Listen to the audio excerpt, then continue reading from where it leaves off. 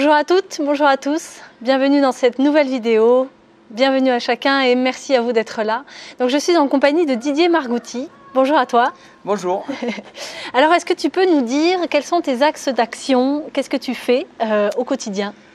Alors, je suis donc paysan, je suis exploitant sur une petite exploitation de 60 hectares dans le sud-ouest de la Dordogne, dans le Périgord pourpre. Et notre activité principale, c'est la transformation, le gavage et la transformation de canards gras en vente directe, avec un petit troupeau de vaches allaitantes et un atelier de céréales en bio, essentiellement en vente directe pour les veaux vendus sur exploitation et en circuit long pour les céréales. Le tout est en bio, sauf pour le canard gras qui n'est pas labellisable. Oui, c'est ça. Ben merci à toi, tu as accepté notre invitation pour participer à notre sommet national de la souveraineté alimentaire. Je suis ravie que tu, c'est un plaisir. que tu sois avec nous. Alors je voudrais que tu nous parles aussi, vous faites un événement tous les ans, depuis quelques années, du petit marché. Est-ce que tu peux nous en parler? Alors, donc le petit marché, tous les étés, à la ferme des Gardes, c'est un moment super convivial où se retrouvent des producteurs, des bénévoles et des consommateurs. Son principe est simple, donc un marché avec des étals où on peut acheter tout type de produits, ça va du maraîchage en passant par les fromages, les produits du canard et autres, et une petite guinguette, on l'a appelée comme ça parce que son rôle est de distribuer des assiettes de tapas fabriquées par des bénévoles, avec les produits des producteurs, et les gens trouvent très agréable de venir s'installer dans la pelouse pour déguster un rosé ou une bière, et c'est quelque chose de très prisé qui commence à être très connu dans le coin où 200 à 300 personnes aiment bien se retrouver tous les mardis, soit des touristes, soit même des gens du coin qui viennent échanger et passer un moment. Voilà. Génial. Alors l'idée a été amenée par un des intervenants du sommet, Éric Prédine, c'est ça? Oui, c'est ça. C'est bien lui qui a proposé cette idée. Alors l'histoire était simple. Bon, on avait déjà un bâtiment qui n'était pas très utilisé sur l'exploitation, mais qui avait une histoire puisqu'il avait été démonté par un groupe de personnes qui avaient envie de faire des choses en commun. Et puis, grâce à une mise en commun effectivement d'un travail d'un mois, puisqu'on a démonté ces choirs à tabac et on l'a remonté sur l'exploitation, il n'était pas très loin. On avait à disposition un lieu et on avait une maraîchère qui démarrait et qui s'était installée aussi sur l'exploitation dans un petit coin sableux, tout à fait adapté pour produire, mais qui avait pas de débouché à l'époque. Et donc Eric, on s'est réunis, quelques amis, pour savoir quelle solution on avait pour l'aider. Et Eric a proposé ce petit marché, donc qui a démarré avec 3 ou 4 producteurs, sans prétention, un panneau au bord de la route départementale, et c'est parti, voilà 8 ans qu'on se retrouve tous les ans. Et c'est vraiment un chouette moment parce que il est très attendu, et il est convivial, il est joyeux, il est simple. Les tables qui sont mises à disposition sont essentiellement de la récupération. Bref, voilà. Ça paraît être un peu de briques et de broc, et ça se fait, et c'est chouette. Et tout le monde se régale. Voilà. Est-ce que tu peux me dire, tu te dis être militant, et dans quoi est-ce que tu milites? Comment tu milites? Est-ce que tu peux nous résumer un peu ça? Alors, je pense que quand on crée, je ne peux pas prétendre l'avoir créé non plus, mais quand on héberge ce type de lieu, c'est par une forme de militantisme aussi. Oh, il y a un intérêt aussi, puisqu'on y commercialise nos produits, donc il faut pas non plus le limiter à ça, mais ça c'est déjà un engagement en soi. Lorsqu'on a choisi à un moment donné d'accompagner des gens dans des espaces tests, j'en ai pas parlé, mais à l'installation, aider et mettre en œuvre des moyens et du temps pour accompagner des gens, c'est un acte militant en soi. Après, l'implication syndicale un petit peu, à la Confédération paysanne, un petit peu aussi à la Maison des paysans, qui est l'outil de développement de la Confédération paysanne pour promouvoir l'agriculture qu'on pense. On la pense à la Confédération paysanne et on la met en œuvre à la Maison des paysans, donc on a besoin de cet outil-là.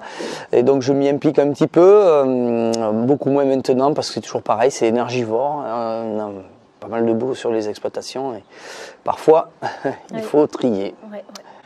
Selon toi, quels sont les enjeux majeurs auxquels l'être humain est confronté aujourd'hui, surtout sur l'aspect agricole, alimentaire? Donc oui, ces enjeux majeurs auxquels on est confronté aujourd'hui, effectivement, c'est la sauvegarde de... Alors, j'aime pas dire qu'on sauvegarde la planète parce que l'homme est tellement prétentieux qu'il pense être le maître de la planète. C'est pas du tout ça. La planète n'aura que faire de l'espèce qu'elle a fait émerger généreusement et l'humanité en est le fruit. Et donc aujourd'hui, on a quand même l'impression que l'humanité ne respecte pas les règles du jeu, les lois de vie qui lui sont nécessaires, et tout simplement l'enjeu c'est tout simplement la survie de l'humanité. Voilà. Et en ça, elle a un rôle à jouer. Ouais, énorme. Voilà. Qu'est-ce qui t'a donné envie de participer à notre sommet national de la souveraineté alimentaire? Je dirais peut-être le charme avec lequel ça m'a été demandé. Tu ne mets pas ça, c'est dit. Ouais. Non, là, alors, l'implication, effectivement, je suis engagé, mais donc d'abord des amis me l'ont demandé, donc ça a suffi aussi pour leur renvoyer, leur rendre le service, mon engagement général et mon implication militante. Et puis effectivement, contribuer encore une fois à partager peut-être ce qu'on croit avoir compris, parce qu'il faut être humble, hein. On n'a pas de vérité encore une fois. On peut décrire des systèmes qui nous dérangent, on peut décrire facilement des choses qui dysfonctionnent, ça je pense qu'on en a le droit et le devoir. Maintenant, pour se positionner comme suffisamment compétent ou connaissant ou suffisamment visionnaire pour redéfinir le projet qui nous correspondrait bien, je pense que ça c'est trop compliqué.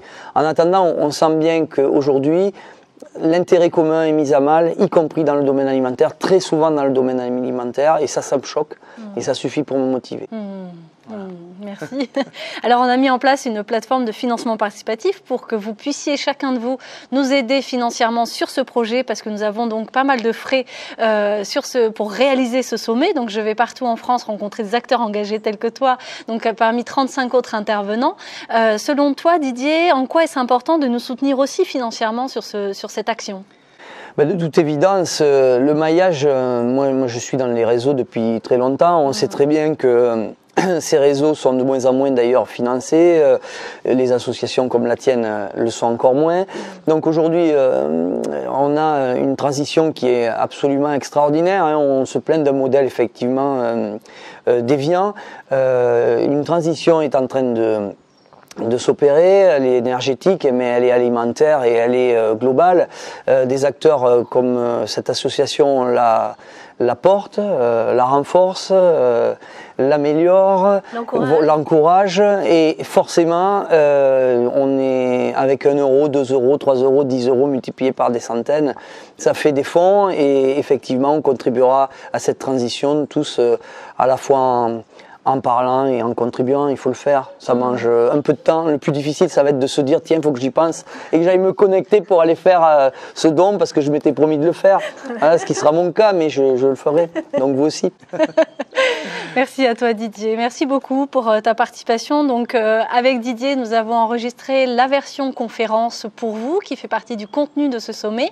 Donc ce sera diffusé avec les 35 autres intervenants, 35 autres interviews au mois d'octobre. Donc c'est sur inscription, c'est gratuit, ça vous est offert, donc profitez-en, inscrivez-vous, vous avez tous les liens dans la description de la vidéo.